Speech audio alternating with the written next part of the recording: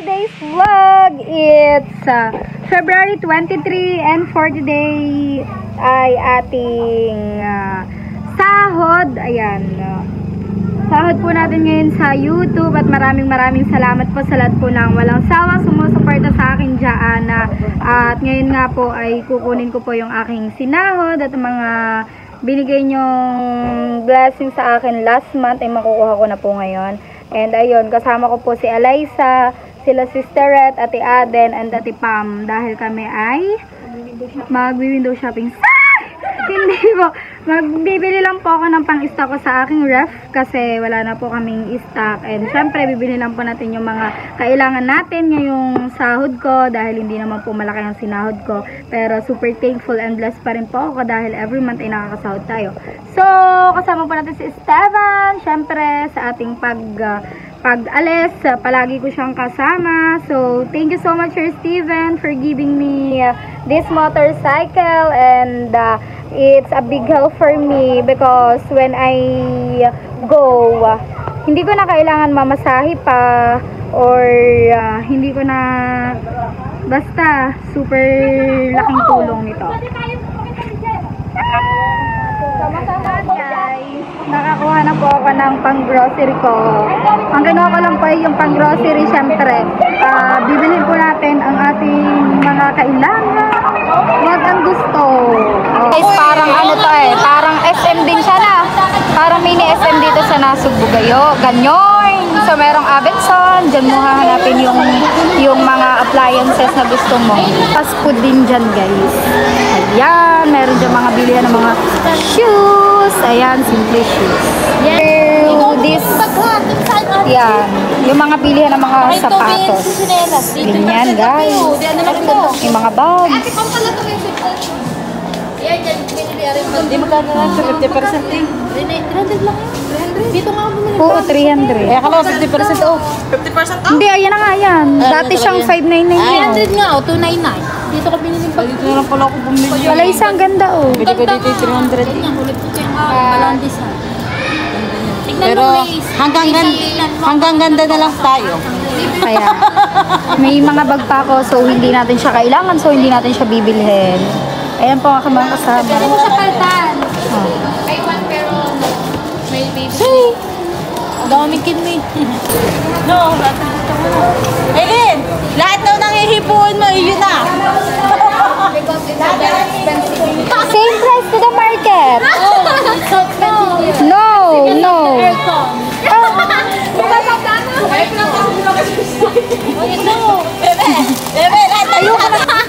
Yan guys, kuha ko na C2 kasi ako na inom yan. Sa mga bata, Yakult and juice. Say, Dada, hindi naman ganyan. Ari naman. Yung mga ano lang naman tayo. Eh no, yung mga cream, yung mga ganun ba? Yung mga ganun ba? Mga parikis. Yan, yung mga ganun. Yung mga, ito cream, kasi gusto to ng dalawa guys. Chocolate.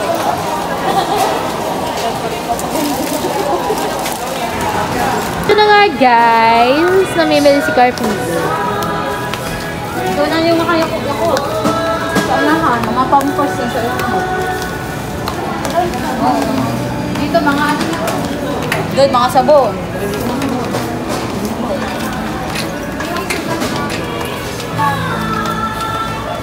We also get this one. Yes. Because of my mom, guys. Ito po ang ininom na aking inay. Every sahod, binibila ko siya ng ganito. Requesting all fresh merchandise, sir. 12 PRP per code fee.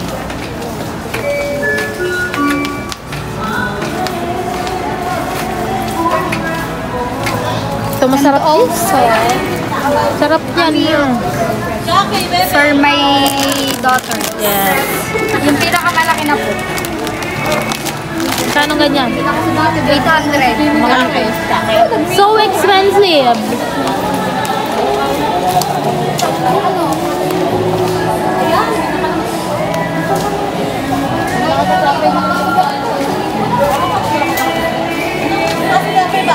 Hello. Bebe, ano yan, bebe? Ayun na lang.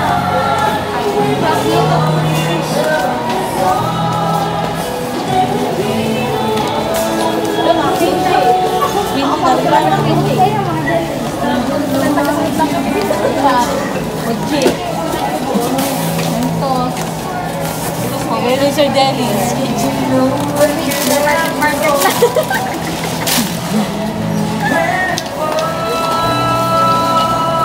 Wala yung bawal. Violet. Yung Violet eh. Gusto ko ng motor. Nakakaubo pa rin.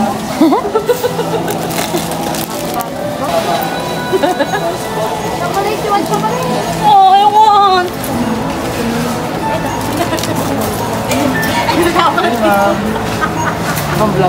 Taga-video lang. Tagay!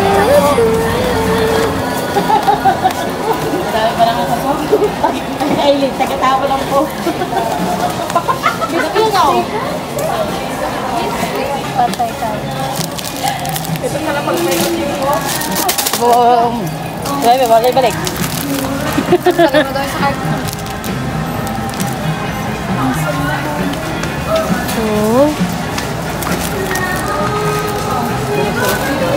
Ano pa trata?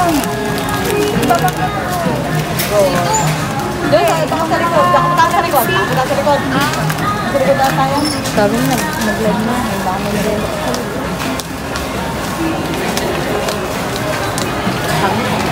Mamaya pa yun. Mamaya mag-live tayo pagkatapos. Ano, pauwi na yung wala pa tayo sa content. Ito, nagdarinig ko. Baka di ba rin ni Bebe ito para malihin din siya kumakakuha. Nung nakaraan kami, sinabi.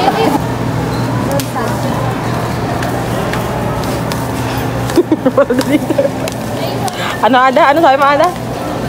Ha? Ano sabi mo? Masarap. Ay, masarap. Maganda. Ay, nabahan natin eh. Kaya nga. Ay, na sinasabi niyo ang sinasabi kayo na masarap. Masarap, maganda. Yun lang. Sabi? See? Daw. Handong. Ano mo yung handong? Ano mo handong? Handong. Ha? Handong. Ari, itlog, bebe, itlog. Sakto ko lang mga Kumuha siya ng hotdog kasi para sa mga bata. Hotdogs, tusino, frozen food, easy to cook. Chicken nuggets. One of the favorite of Sir Steven. Chicken nuggets. Chicken nuggets. Ito, chicken nuggets malaki. Wala bang maliit lang? Ayan.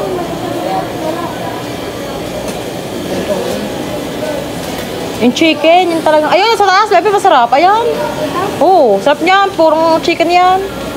And sa ila, ako, tsaka ako, yung favorite. Ayoko naman kayo, harina. Parang harina isa eh. Ito yung masarap yung crazy cut natin. Ayun, ang gusto ko naman, chicken breast. This is your favorite. Chicken? Chicken nuggets. Chicken Thank you po sa inyo lahat for supporting me. Ito po ang aking ginagawa every sahod. Every payday. And also, save for my bills. At hindi naman malaking sinasabi. Nakakapag-save ako.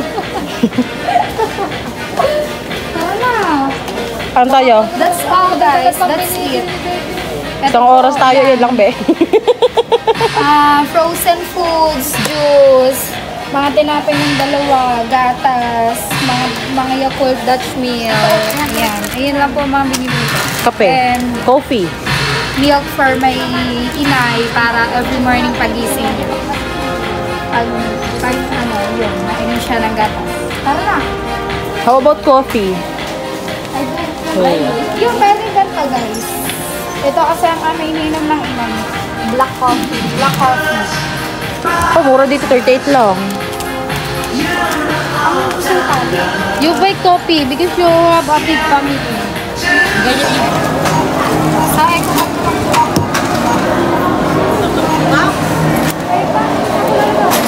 Tawa, Arlie. Nakita ka tawa. Pero papalaway ka nga din mamaya. Tsaka doon. Ganyan pala pag hindi ko naranasan.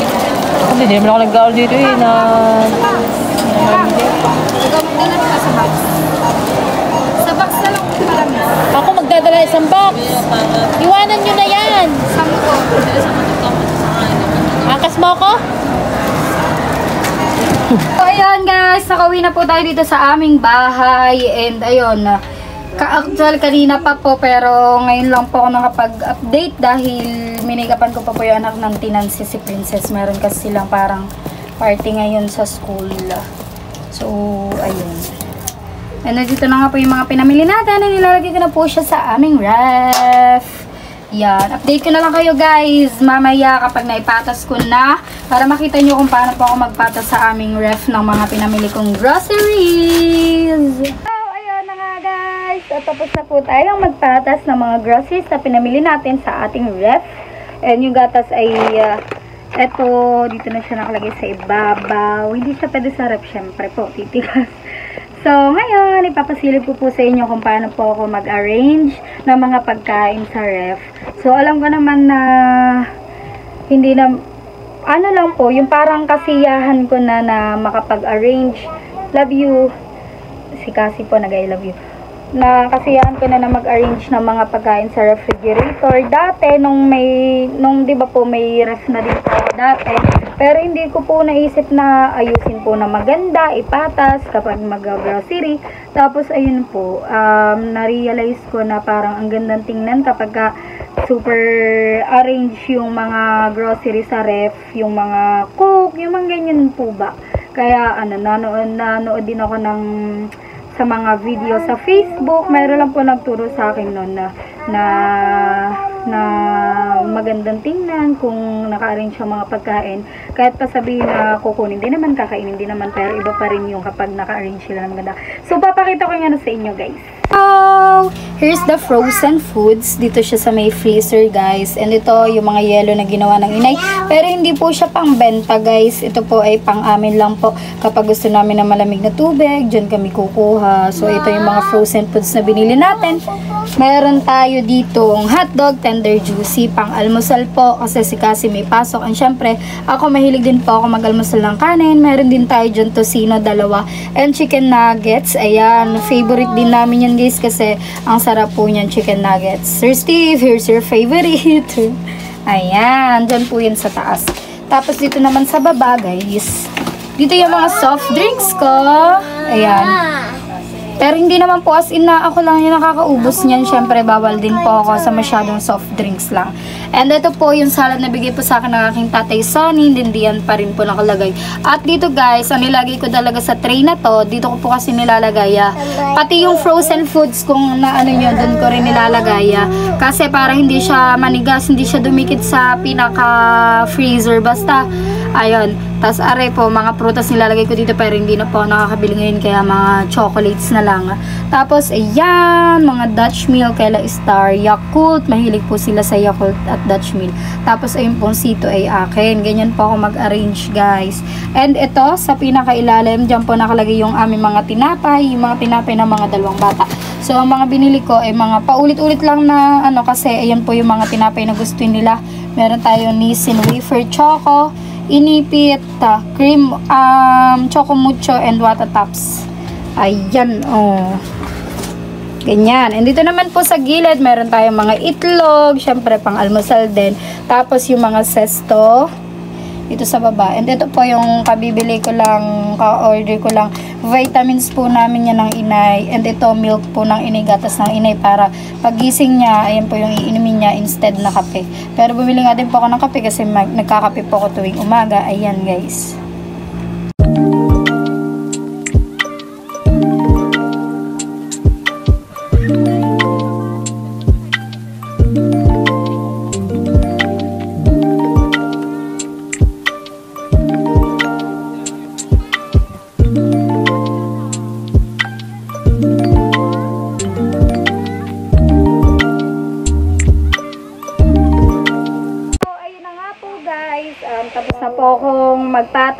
mga groceries sa aming ref. And ayun, gusto ko lamang po ulit magpasalamat sa lahat po ng mga walang sawang sumusuporta sa aking channel. Kung kaya't every month po ay nakakasahod pa rin po ako kahit na maliit man or malaki, malaking tulong po yan para sa amin. Syempre, nabibili ko po yung mga kailangan dito sa bahay. And wala pa po dyan yung bigas, hindi ko pa po nabibili. And ayun nga po pala, ang total niyan is kulang 3,000 to 2,700 plus. Ayan po, kasama na dyan po yung gatas ng 2 bata. Good for 2 weeks na po yung gatas nila kasi yun yung pinakamalaki na po ang binili natin. And ayun, yung iba ko pong sahod ngayon ay itatabi po natin. Syempre, kapag ka po kailangan ay meron po akong madudukot dahil super laking lesson na nangyari ng mga nakaraang buwan na sobrang hirap na naranasan ko. Kaya parang na-realize ko na kailangan ko talagang mag-save para dumating man yung point na hindi ako sumahod ay meron pa rin po ako makukuha. And ayun, lahat nga po ng bills ay nabayaran na po natin ngayong buwan sa tulong po ng Sir Steven. So, Sir Steven, thank you so much for all the blessings that you gave to me, for always helping me because of you, my life has been changed. Hindi na, yung po bang, yung, syempre po dati every sahod ko, sobrang hirap talaga kasi halos lahat napupunta lang sa mga bayarin ko. Pero now, nung nag-start continue ako ng Sir Steve, ay syempre po, medyo umalawan-alawan naman po.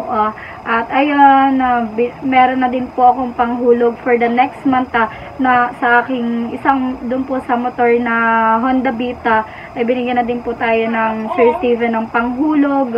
Kaya maraming salamat po Sir Steve. And ayun na nga guys, binili ko lang sa sahod kong ito ay yung mga kailangan natin. Siyempre, hindi po yung ating gusto. Kasi, ayun na yung tumatak sa aking isip na bili ng kailangan at wag ang gusto. At maraming salamat po sa inyo lahat sa walang sawang pagsuportahan. Sana po ay patuloy nyo pa rin po akong suportahan. Diyan po napupunta ang mga bawat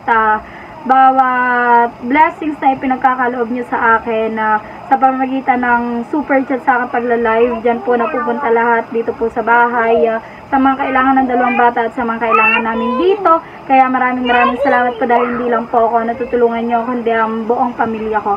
Thank you so much and God bless you all. I love you guys. Thank you for watching. Bye bye.